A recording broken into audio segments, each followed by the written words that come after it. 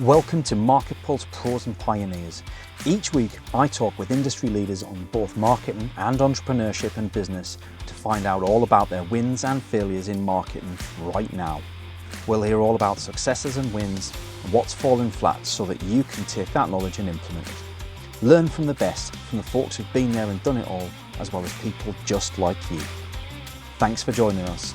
This is MarketPulse Pros and Pioneers. And welcome to this week's episode of MarketPulse Pros and Pioneers.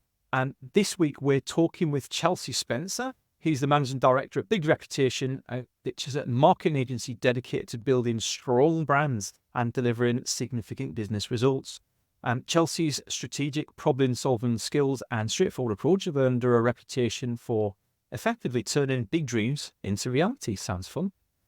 With experience in brand protection at Alton Towers, which we'll get into in a moment, and leading market efforts at several different organisations, it's safe to say Chelsea is passionate about bringing personality back into business, which is something that if you've watched this before, you'll know is well aligned with my own interests. I'm a big fan of personality shining through in lots of different marketing ways. So first of all, Chelsea, thanks very much for being a guest on the show and welcome. Hi, Paul. Thank you very much for having me. Awesome. Good to have you on the show. And yeah, like lots of interesting background there, but I guess that I ask people for a fun fact, and not all fun facts are fun. It's kind of, some of them are a little bit more intriguing and interesting. And having worked myself in quite a serious capacity in retail at times, I've got an inkling of what's about to come, but yeah, I'd love to hear a little bit more about that experience being thrown in at the deep end at Alton Towers and what happened there, what you have to deal with as a result of all of that. Oh, okay. So, yeah, I can't really call it a fun fact, but my first ever, I guess, proper job was while I was still at university. So I was 19 years old back in 2015, and I landed myself a job on the product excellence team at Alton Towers. You might be thinking, what does product excellence mean? But actually, the question you should be asking yourself is, what happened in 2015 at Alton Towers that was an absolute catastrophe? Obviously, there was a huge crash that everyone knows about, and my team that I was working on was the frontline response. So we looked after the social media, customer services, day-to-day complaints, emails, phone calls. We were like the frontline response to anyone that was contacting the park at that time. And being 19 and that being your first job, that was kind of only really a weekend job or a summer job while I was at uni, was very intense. I didn't even know how to dress to go to an office. Right? Didn't really know what to wear, how to turn up, what to do. And then all of a sudden, we were under national scrutiny because obviously this terrible, terrible thing had happened. And it was me answering the phone at 19. It was really, really intense, I would say. But it gave me an incredible grounding to, I guess, boost my career from. And the amount that I learned in that space of time was really incredible. I count that to having a really good boss at that role. In fact, the best boss I ever had. No one's quite lived up to it just yet. But yeah, that's my fun fact. I started my career under duress. It's an amazing story, and yet so many of the guests that we speak to have that kind of baptism of fire story somewhere in their history. And you know, I've got something similar that, you know, way back when, and I would never change some of the things that I've been through. They were horrendous at the time to go through, really, really steep learning curves and lots of hard things being pushed in your direction that nobody really wants to deal with. But realising that actually the buck stops with you and just having to take ownership for that and deal with it really does forge a lot of tenacity and grit, I think, which is essential for being strong in business. So if you would just kind of share with us a little bit about how you got started with Big Reputation then, because that's an interesting name for a company, and I'm sure there's a good story with it as well, right? Yeah, so I am a massive Taylor Swift fan, and Big Reputation is one of the lyrics in her song Endgame. Also, the Reputation album, where she obviously had that argument with Kanye West and Kim Kardashian, and she disappeared for a year because the amount of press coverage was just really, really intense. And then she came back and launched Reputation, and then like your reputation here is now a really big thing. And I started big Reputation off the back of leaving a job that I wasn't particularly happy in. I wanted my own business now, I'd say, for the past 5 years. Never really intended to. I actually wanted to be a lawyer when I left university, sort of fell into sales and marketing. Decided that I really enjoyed it. Worked in a few different agencies and in-house roles, and then thought, actually, like, there's so many things that if this was my business, I'd do better. Classic, probably business owner story, right? But yeah, I wasn't happy in my last job. But you know what? I'll just put my money where my mouth is, and I'll start this up on my own. And yeah, came out thinking like, right, okay, well, call it big Reputation. What's the point of what is the point of marketing? It's like, yeah, people say to make more money, but also I work with a lot of clients that want a big reputation. They want to be the first people that someone thinks of in their industry. And the domain name was free. The Instagram name was free. So I thought, you know what? Why not? We'll just call it Big Reputation. And people love the name. Yeah, it's a great name, actually. And I love it because obviously there is a story behind it. I like that. And I heard a phrase the other day that I probably heard in a lot of different ways before, but it really resonated with what you're talking about there is work so hard that people don't have to ask your name. And I really like that as an idea. Pretty much. Kind of become the person that everybody talks about and you're known so well that naturally business will come your way. And I think that's true for a lot of businesses. Like a lot of businesses I speak to really struggle with the idea of separating out sales opportunities and leads and prospecting from being well known and having a lot of awareness about who you are so that the right people come to you. And I'm a big fan of just kind of trying to help people see the benefits of this bit over here. Whereas if the investors and everybody want to get these sales over the line, what people don't realize is that it's a really short-term way of doing things. And this bit over here is worth far more. I think in terms of your reputation as well, like obviously I have a marketing agency, but I don't even market my own business. All of my stuff has come to me, like you say, just from word of mouth and having that reputation for being good at what I do and what we do as an agency. And I do believe that like your reputation isn't just like what people think of you. It all stems from your character and having that like really like leading with integrity, having a really strong character. Might not make you the most popular person, but I think it gets you respected, and it definitely means that like people believe you and they trust you if you say you're going to do something for them. And that's to me what a reputation is. People will believe you when you say that you can do something, and that's where sales are made, the trust. So question then, I speak with a lot of business owners who have transitioned out of a corporate job, much like yourself, much like me. We've all kind of had enough and we've decided to do things our own way. I know from experience that, many people in corporate world aren't allowed or have a lot of restrictions on showing their personality in social media and on LinkedIn. And, there's, you can't say things about this. You can't speak to customers. You can't speak to people who are voicing off against us even. And I've seen people sacked over these sorts of things. So it's very much ingrained into a lot of people about reining yourself in. What's your advice for those people who have made that transition to help them feel comfortable again about sharing their personality and being true to themselves? Oh, that's a really good question. I'm going to give you a bit of a backstory, actually. So so after I left Alton Towers, I got a sales job, which was in an international company. It was Robert Half. They're a big international recruitment company, and they put us through the most intense sales training that I imagine probably exists. They're an American company. All they want you to do is sell, sell, sell. Hi, and thanks for joining us for the show. I'm Paul, founder here at Javelin Content Management. We specialise in getting ideas out of your head, down into video, and out to your social media through repurposing and efficient content strategies. If you want to find out how you can convert your ideal audience into paying customers, reach out to us. javelincontent.com, and I hope you enjoy the rest of the episode. And I remember after about 9 months, my manager sitting me and the other graduates on our intake down saying like, we have trained you so much that you've become like corporate robots, and it's actually harming your ability to sell because you all say the exact same thing in the exact same way, and it sounds robotic. And I remember being sat next to this guy who was an absolute maverick, and like I think he lived on a farm at the time, and he had some emus, and he'd ring people up, and then they'd remember who he was. Like they wouldn't remember his name, but they'd know him as like the emu guy. He just had so much more success than any of us because like he'd obviously not listened to the corporate jargon and spiel, or he'd been there long enough to know that he needed to cut through.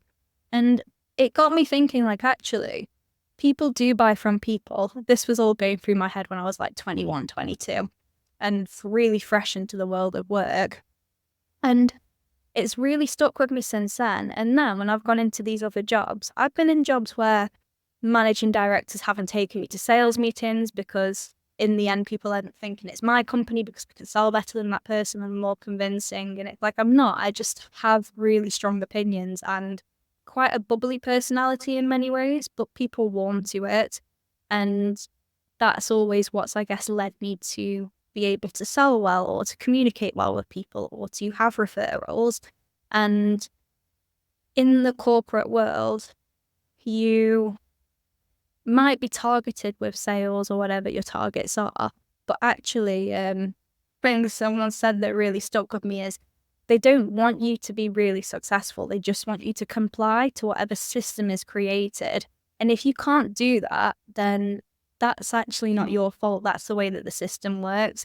And that's why I think, especially in the creative industries, which we're both in, Paul, like people do tend to break away and step out of the corporate machine and then start their own creative agencies, videography studios, whatever it is that's creative, because you can't successfully be, in my opinion, creative, opinionated, and personable, and then thrive in an environment like that. It just doesn't make sense.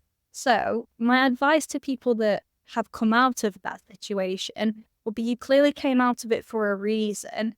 So what's the point of still letting your own boss or whoever it was have that power over you? Just be yourself, because now you have the freedom to be. And instead of being scared about that, be grateful that you now can be. And I think it's the biggest advantage that small to medium-sized businesses have over the larger corporates is that they can react in the moment and be confident that they've reacted in a way that speaks to their business. And also they can speak their mind and be honest and open with people. Whereas once you've got tied up in that bigger corporate machine, and I understand it, right? Like you've got to, at some point, the business has got to grow up, and that, the processes and workflows that happen and departments that appear out of nowhere, all of a sudden, there's all these tick boxes that you have to comply with.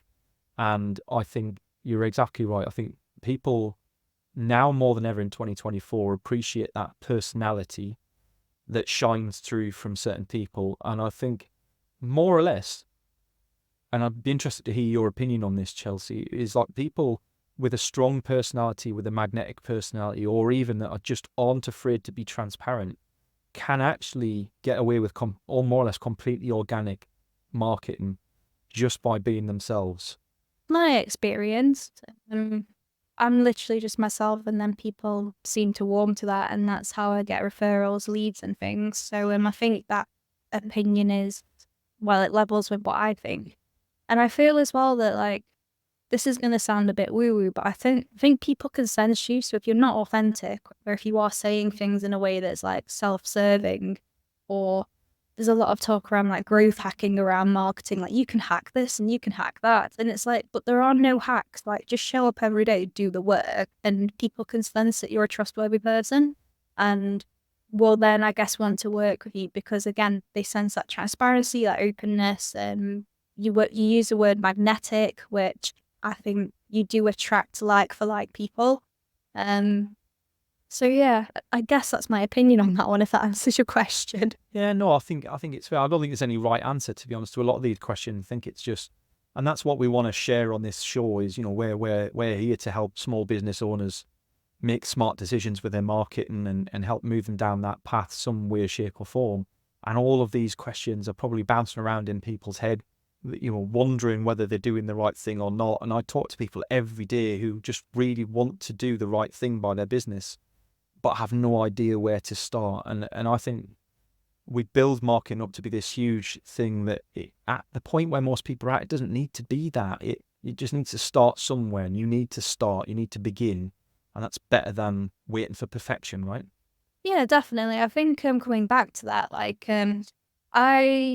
I studied English literature at university, and I'm so glad that I did, because I came into the world of work. I think an ex-boyfriend told me to go out and be a salesperson because he was like, "Oh, you'll be good at that." It's probably so he'd like get me out of the house, and he knew that I'd be working longer, so he could have some peace. But then I kind of threw myself into that world, and that I had much more success of getting leads through LinkedIn than I did through cold calling. We were just talking about this. Like, I'm actually really introverted, and like cold calling, I can do it, but I hate it. So yeah, I was actually really strategic in how I approached it through LinkedIn, and then I'd have people ringing the office up to speak to me, which in that sales job that I was talking to you about earlier was. No one was doing that. No one was ringing the office and asking for people. Like, people were ringing out by cold calling. And I'm really grateful that actually I didn't study something like business or marketing, because I didn't come into this with any preconceptions. In fact, actually, I had a really good grounding in the customer services / product excellence role I had at Alton Towers, where all I did was I learned to listen to people. Yeah. I learned how to read people. You had hundreds of thousands of people like that we were responding to in a given day, week. I just had to learn how to read people really, really quickly. And it came down to most people just want to feel valued, listened, appreciated, and cared for. And I think because I've always approached marketing and sales with like the customer in mind and being empathetic towards them and wanting to actually truly understand where they're coming from, I think that's why I've been successful in this career. Not because I've done this new hack or jumped on this latest trend. Like, to me, it all comes back to people. And that's why I'm really glad that I guess I've had the segue into marketing that I had. Oh, I think it's a really interesting point. And, we've got a guest coming on the show in a couple of weeks. There's a young guy by the name of Devrin, who I met through LinkedIn. And he, do you know what? He's 16. He's running a business. He's already got customers paying him hundreds of pounds a month already. He's just finished his exams, and he automates business processes for people. It's very simple, no code sort of stuff. But you know what? He turned up in my feed. I've no idea who he was. He showed up in my feed. He added some value in my comments. We had a conversation. I moved it to the direct messages, and we had a chat about how a 16-year-old ends up in my feed on LinkedIn. And now he's coming on the podcast, and I'm working with him on lots of different pieces. I've put businesses where, right, it's marketing is only as hard as you make it. And I think if you're trying to be something that you're not, you have to work 10 times harder than just accepting who you are and who you're not and building your marketing around that. I think too many people are scared to say who they don't work with. They're too scared to be transparent. Yeah. And you can call that niching, you can call it just being open and honest, but I think there's a lot of value in people sharing that as part of their personality even. You can have a qualified candidate, qualified client, but actually you don't gel, and your marketing should have got rid of them before that point. Yeah, I like that. I have a mentor actually, and we were talking the other day about like vibe checks and stuff, and like I think a lot of the time, especially when you're a startup business, like I've only been in business since like the back end of last year, and you do think to yourself like, oh, this is a really lucrative opportunity. And I think if you're good at what you do as well, you get an abundance of opportunities. But where I've seen a lot of people fall down is they say yes to everything. They don't qualify properly, and then that is ultimately what comes back to haunt them, because it damages their reputation if they don't actually do a very good job. Or they start so many different ventures and they can't fully commit to one thing that all of them burn out, and then it doesn't do very well. Then you end up with the problem of like, oh, that's Chelsea. She does this business and this business and this business. What does she actually do? Yeah. So, yeah. And the point of like obviously marketing and big reputation is like, I want people to have the biggest reputation in their industry. And that's what marketing should be. Someone thinks like, oh, well, if you want a new car, you usually have a brand in mind of what car you actually want to go for. And then the salesperson just has to meet your payments or whatever it is. Yeah. That's what I want to create in terms of the marketing that we do for our clients. And that's what marketing should be. You should want people to approach your business like it's a car. Like they really want to work with or drive around that brand every day. Yeah. That's a lovely analogy and a nice way of putting it, I think. Yeah, there's a lot to be said for just acknowledging where you don't want to go, what you do want to do. And to your point, when you mentioned having multiple businesses, right? So I think you can have multiple businesses, but you can't market to each one of them indirectly. And I think that's where personality comes into it nicely, because if you're the person you are, people will naturally be attracted to, be aligned to, and synergize with you. And at some point, it will come out that you have a business that does X, Y, and Z. It will shine through that business represents something that gets you out of bed on a morning.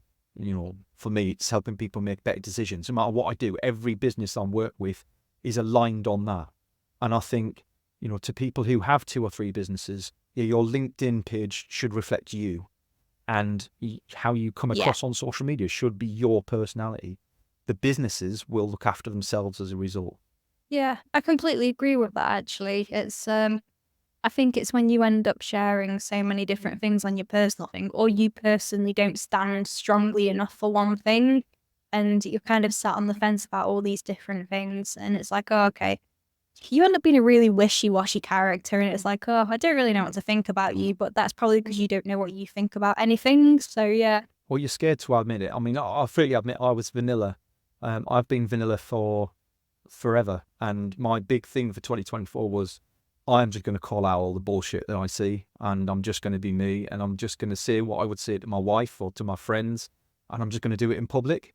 And hell with the consequences. Yeah. And I've been, I think there's a line to be drawn between being yourself and being a whinge bag, because I could be a whinge bag at times. To be honest, I'm 41 now. I'm entitled to be a whinge bag, especially on a morning. But when I'm getting like people commenting with ChatGPT comments on my post, I'm just calling it out. I'm like, that's great, but could you turn up with an original comment next time, please? And I'll just screenshot those and send them to people just for giggles now, because it's like I'm so tired of it all. AI is amazing. Yeah, but LinkedIn doesn't help. Yeah, I think LinkedIn doesn't help though, because it's like reply with AI. Just like, great, okay. Here's an AI. So you're wanting people to come to this platform to be engaged, but then you're enabling them to actually not engage, because I wouldn't say that reply with AI is particularly engaging. No, it's not, and I'm sick of having to delete it. Please, LinkedIn, if you're listening, turn it off. Or give me the ability to turn it off at least. Like, give me a checkbox so I can say no thanks. Do you know what? I really like the feature where it gives you the AI generated insight about the topic the post's about. So you want to find out more about that business, that person, that topic. Yeah. I like that. Like, I don't personally use it, but I can see how it can be useful to some people. But the hey, it'd been a while since we connected. How are you been? No, just no. Right. Yeah. Stop whinging, Paul. Okay. So moving on to the questions I asked all of our guests this week then, Chelsea. What one marketing practice, if you could pick one market practice that really gets you on your soapbox that you wish business owners would just stop using? It's bad for them, it doesn't work, never worked. Any of the above, you tell me. Okay, so there's 2, but it segues into one. And I'll give you the headline is not having like transparent communication for your marketing team. The biggest cause of this I usually see is having a siloed marketing team and not having a defined marketing budget. These are the 2 main culprits. And from being a solo in-house marketer that's had to work with sales and customer services and account managers and finance and everyone else, it's really, really hard when you're an island of one as a marketer. Marketing should be the driving force of your business.